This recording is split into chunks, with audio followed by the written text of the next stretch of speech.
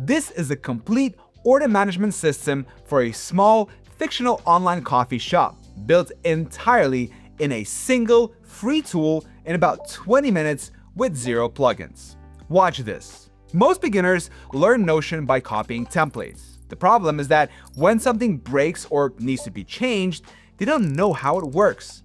In this video, we're doing the opposite. You will learn the 5 fundamental concepts behind every great Notion workspace, so you can build systems that actually fit the way you work. Now, before we get started, make sure you have a free Notion account. Click the link in the description, sign up with your email or Google, and you'll be directed to a blank workspace.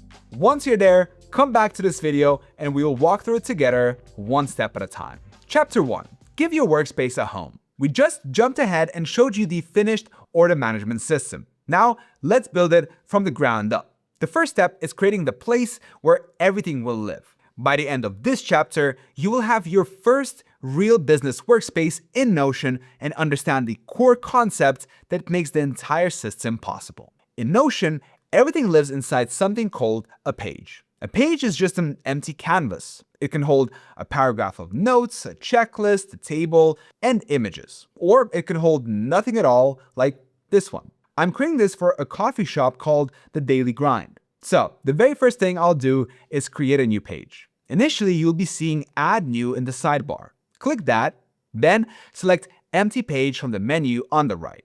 Let's type in The Daily Grind. This will be our homepage, the page where everything else will be organized. Now, here's the part that often confuses people at first. Pages can go inside other pages. Not folders inside folders like on your computer, but actual pages nested inside each other, and each one able to hold its own content such as text, tables, images, and more. The only difference between pages and subpages is where they fall in Notion's organizational structure. So, inside a Daily Grind page, I'm creating a subpage called Orders. To do this, type in /page and press the Enter key. Remember, this subpage has the same level of customizability as the page it is nested in. There's also a second way to do the exact same thing, straight from the sidebar. Hover over the plus sign on the right of any page until the Add Page Inside option appears. Same result either way, just 2 different starting points. Use the / command when you're already typing inside a page, and use the sidebar when you're organizing structure without opening anything. If I go back to the sidebar, you'll see this little arrow next to the Daily Grind. Click it, and Order shows up nested underneath. That's the whole structure of Notion in one image. Pages holding pages as deep as you want to go. A mistake I see beginners make constantly is trying to plan their entire page structure before they even get started.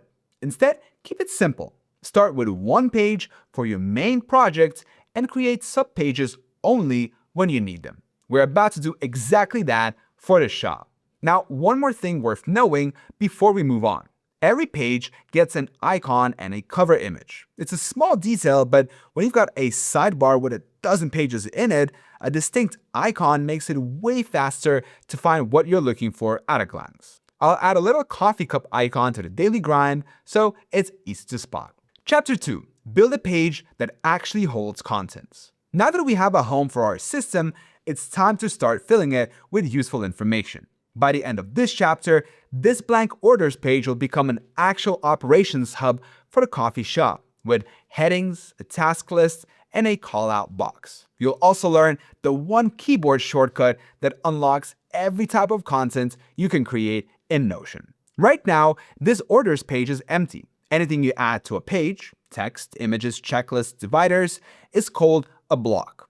Each block is a separate piece you could move around freely, unlike in a Word document where everything's just one continuous flow of text. In a Word document, if you want to move a paragraph, you've got to select it, cut it, and paste it somewhere else. In Notion, every block is independent, so you can grab any block and drag it wherever you want without affecting anything around it. To create a block, type a /. Watch what happens. This menu is your entire toolkit inside Notion. Now I'll use it to build out a real section of this page so you can see how it works in practice. First, type /H2 and press enter. This creates a heading 2 block. Then type weekly roasting schedule in that block and press enter again. Now let's add a to-do list. This automatically gives you checkboxes so the team can mark tasks as they complete them. Type /to-do and select to-do list from the menu that appears. Now let's add 3 items to it. First, order green beans from supplier. Press enter. Then roast Ethiopian batch, Tuesday. Press enter again. And finally, roast Colombian batch, Thursday. Next, let's create a callout block. This is just a highlighted box with an icon, good for anything you want to stand out, like a reminder or a warning. Type /callouts and then type inside the line. Reminder, pre-order bags need 48 hours lead time. Now, here's something every block can do. See this little 6-dot icon that shows up when I hover over a block? I can click and drag that to move the block anywhere on the page. Blocks aren't locked into whatever type you originally created them as. I can click those same 6 dots, select Turn Into, and convert this to-do list into a bulleted list, a number list, or a heading, whatever fits better. Let me switch it back. You can always use Ctrl+Z, the standard undo shortcut, to reverse your last action. One more block worth knowing is the toggle. It's a collapsible section useful for hiding details until someone wants to see them. Type /toggle, title it Supplier Contact Info, and press enter. When you press enter, it behaves slightly differently depending on the toggle. If the toggle is expanded, pressing enter adds a new line under. But if it's collapsed, pressing enter creates a new item at the same level. In this case, we want to add a line below with the following information. Green Bean Co. Order desk 555-0142. And what's really useful here is that you can easily hide or show it anytime. Just expand to view it or collapse it to tuck it away when you don't need it. If you take away just one thing from this chapter, let it be this. The / command is your quickest way to add almost anything in Notion. And every block can be moved, rearranged, or even changed into a different type. Once you get comfortable with those 2 ideas, you'll already know how to do most of what you will use Notion for every day. Chapter 3. Turn a list into a real system. So far, we've been working with a single page made of different blocks. That's great for notes and simple documents. But it quickly becomes difficult to manage as your workload grows. Imagine the daily grind handling 50 customer orders every week. A simple checklist just wouldn't be enough. That's where databases come in. A quick note on terminology before we go further, because database can sound intimidating if you've never built software before.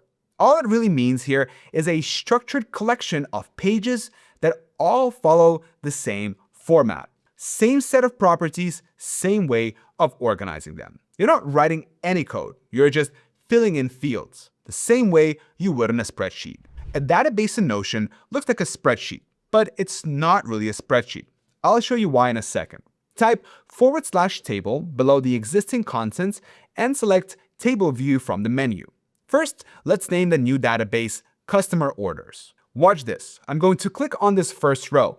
That isn't just a cell, it's actually its own page. Every row in a Notion database is a full Notion page, just like the ones we created in Chapter 1. That means you can open it up and add whatever you need, whether that's notes about the order, a photo of the customer's request, or a checklist for the team. The table gives you a quick overview while all the detailed information is on each page. That's what makes Notion databases so powerful. Every entry isn't just a piece of data. It's a complete, fully fleshed out workspace.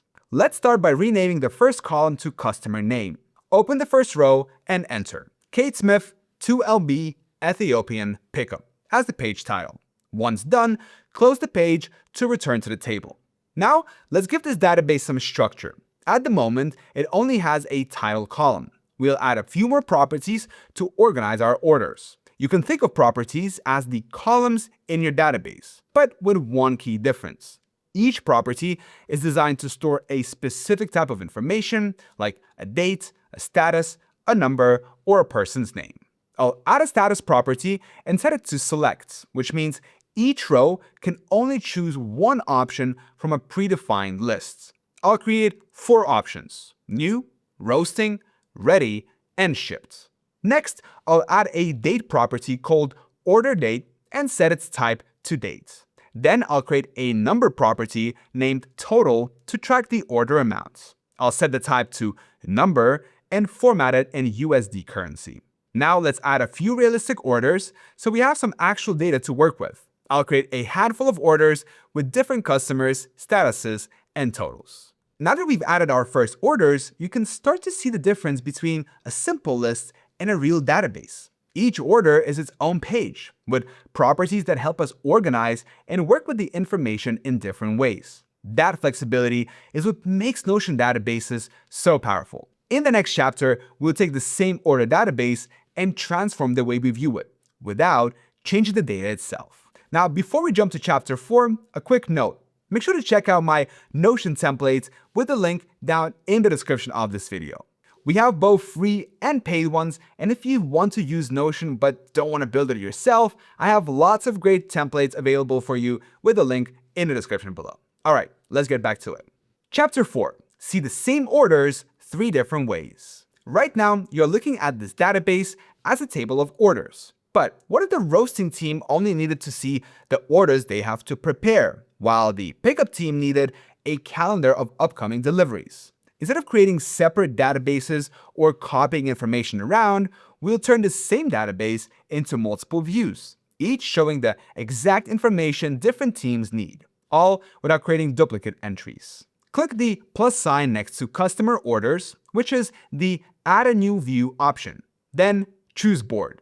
When it asks you how to group the board, I'll choose status. That way, each column represents one of the 4 stages we set up: new, roasting, ready, and shipped. And this is the part that matters. If I drag this order from new to roasting, I'm not moving it anywhere in the system. I'm simply updating its status property. If I switch back to the table view, you will see the same change reflected instantly.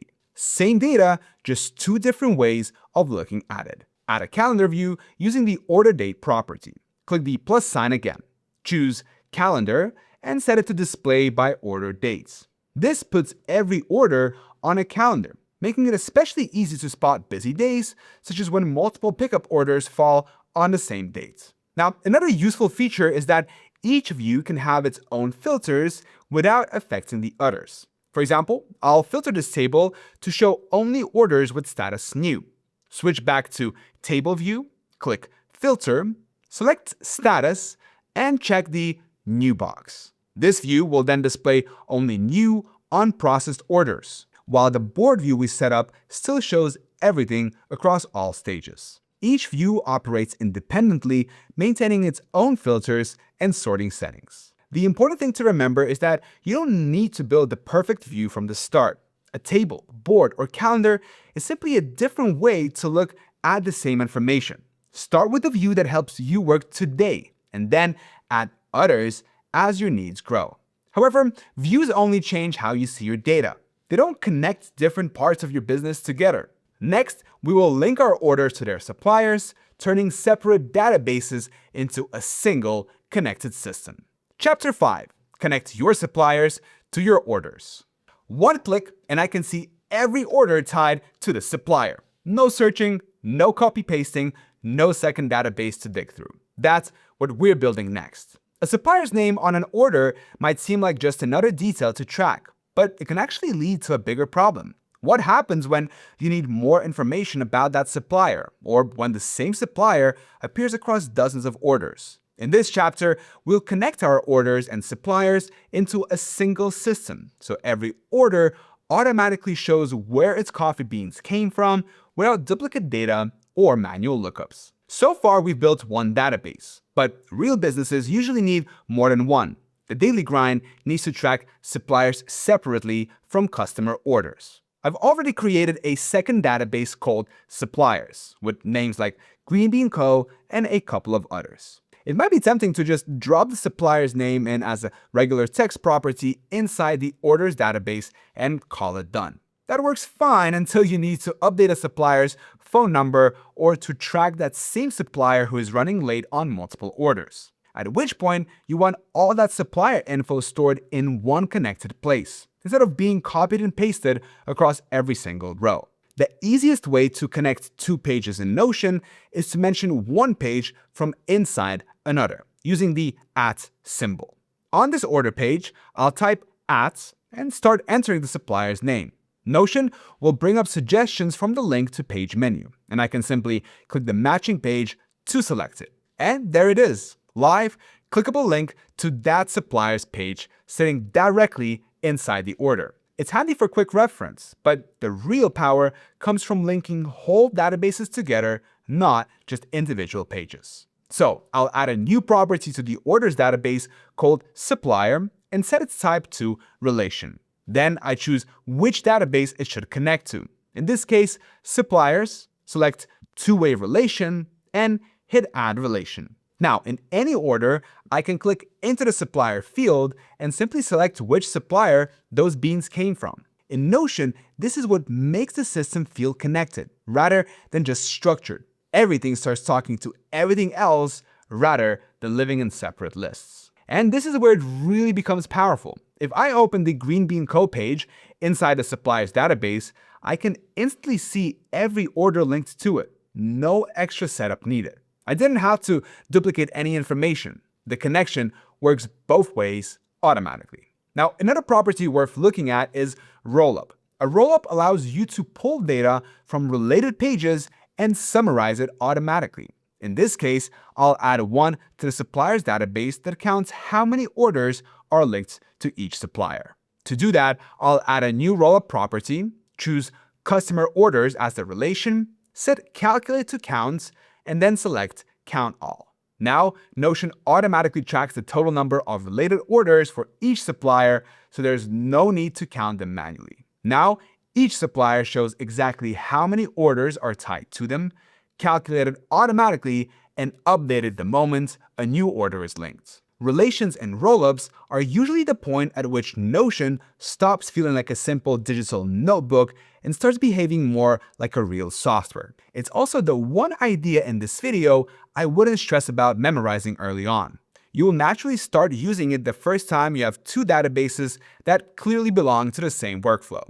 And with that, you now have a fully connected order management system where customers, orders, and suppliers all work together instead of living in separate lists. This is the real power of Notion database. A database by itself is useful, but when you start connecting information through relations, rollups, and different views, you can create systems that adapt to how your business actually works. So now that you've seen how all these pieces fit together, let's wrap up by looking at what you can design using these same ideas and where you can take your Notion skills next. What you can build now. You just turned a blank Notion page into a fully functional coffee shop order management system. This isn't just a static note-taking app, it's a dynamic network of connected databases and flexible views built for the real world. But this is only the beginning. The same building blocks you use today can power a customer or sales management system, a project tracker, a content calendar, a client portal, or almost any system you can imagine. Start small with one page, design for your current workflow, and scale up as you grow. That's Notion's superpower. It evolves with you. So, are you ready to design your own workspace? Remember to click the link in the description to create your free account with Notion and start experimenting today. And don't forget that if you would like to skip the hard work and just get a template and start using Notion for your workflow or personal life, check out my Notion template library. There's also a link in the description below.